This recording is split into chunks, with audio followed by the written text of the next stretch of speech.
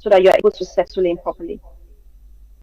All right. A lot of people say that when Nigerians travel, they get so much engrossed with, the Western culture and their way of life. And there has been cases of divorce amongst Nigerian couples in the UK. I want to understand, what do you think are the major causes of these divorce cases? So I said this earlier. I said if your marriage already had a crack in Nigeria, it's most likely will become worse in the UK because there's a lot of extra pressures. Things are not the way they were back home. The husband is not the 100% provider. Right here in the UK, the husband has to dig in. He has to sweep. He has to wash dishes. He has to cook. He has to look after the kids. And most men fight against that.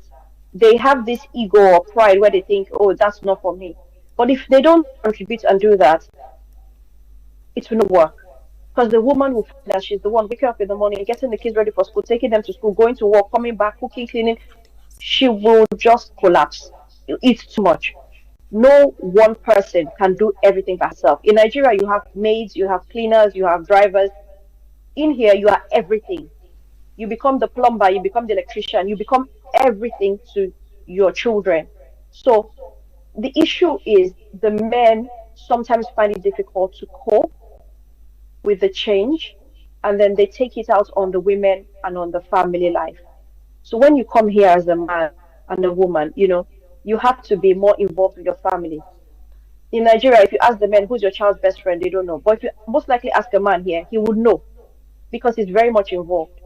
Now, this is the issue. When some men come here, they do not want to hear anything. They do not, like in my community, a lot of the women that I've dealt with, the men just don't want to work together. And so I asked, were there issues back home? Yes, there were issues back home, and that's what's continued. But the ones that were having a loving relationship back home, they come here and the men and the women, they continue in that loving relationship, but they realize they have to make adjustments. They discuss the adjustments and they work together, they compromise.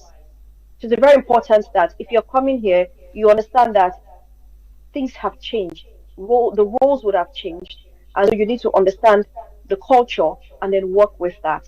And it's important that families thrive. A lot of families are thriving just as much as families are breaking up.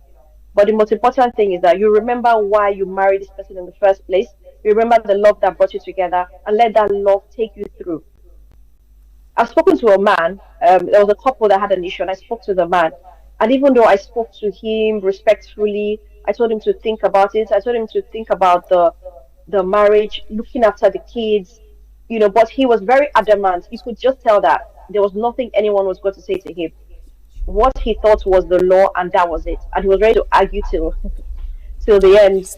But he just didn't want to understand that he needs to also make some compromise for the family, and so that they can work together and do great things. Because a family that's bound together, that works together, they can achieve anything that they put their mind to.